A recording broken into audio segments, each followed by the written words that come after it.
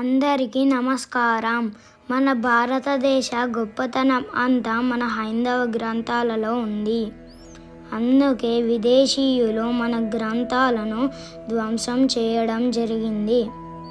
వేరే మతాలకు చెందిన ప్రతి వారి ఇంటిలో వారి మత గ్రంథం ఉంటుంది. వారి పిల్లలతో వాటిని రోజు చదివిస్తారు. కానీ హిందువుల ఇంటిలో మాత్రం వారి మత గ్రంథం ఒక్కటి ఉండదు. ఇప్పటికైనా మన పవిత్ర గ్రంథాల గూర్చి మనము తెలుసుకుందాం, మన పిల్లలకు తెలుపుదాం, మనం చదువుతూ వారితో చదివిద్దాం.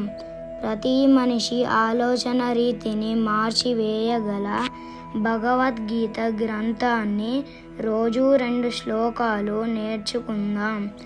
మాతో పాటు మీరంతా కలిసి రావాలని కోరుతున్నాం.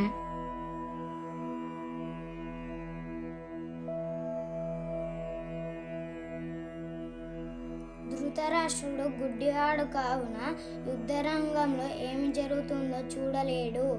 అందుకే రథసారథైన సంజయుణ్ణి ఏమి జరుగుతుందో అడుగుతాడు. అదే ధృతరాష్ట్ర ఉవాచ. మొదటి శ్లోకం. ధర్మక్షేత్రే కురుక్షేత్రే సమవేతాయుత్సవ మామకా పాండవాశ్చైవ కిమకుర్వత సంజయ ధర్మక్షేత్రే కురుక్షేత్రే సమవేతాయుత్సవ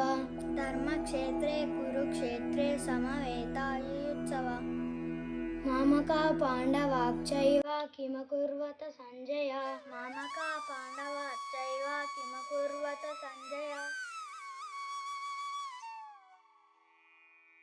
ధర్మక్షేత్రే కురుక్షేత్రే సమవేతాయుత్సవ మామకా పాండవాశ్చైవ కిమకుర్వత సంజయ. ఇప్పుడు మొదటి శ్లోకం అర్థం తెలుసుకుందాం. సంజయ, నా కుమారులైన కౌరవులు, పాండు కుమారులైన పాండవులు ధర్మక్షేత్రమైన కురుక్షేత్రంలో యుద్ధానికి ఎలా సిద్ధపడ్డారో నాకు తెలుపుము.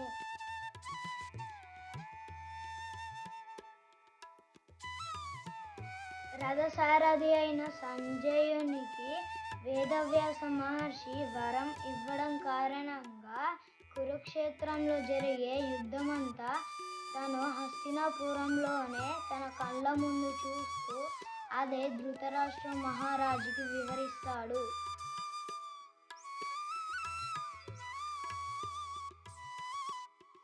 రెండవ శ్లోకం. సంజయ ఉవాచ. దృష్ట్వా తు పాండవానీకం వ్యూఢం దుర్యోధనస్తదా ఆచార్యముపసంగమ్య రాజా వచనమబ్రవీత్. దృష్ట్వా తు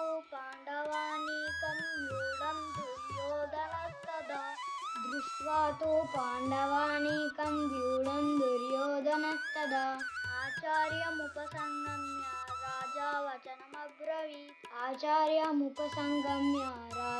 వచనమబ్రవీత్.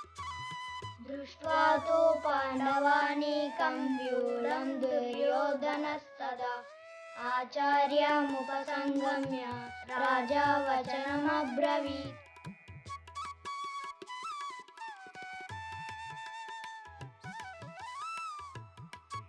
ఇప్పుడు రెండవ శ్లోకం అర్థం తెలుసుకుందాం. ధృతరాష్ట్ర మహారాజా పాండవులచే వ్యూహముగా ఏర్పడిన సైన్యమును చూసి దుర్యోధనుడు తన గురువు గారైన ద్రోణాచార్యుని చెంతకు చేరి ఇలా అన్నాడు.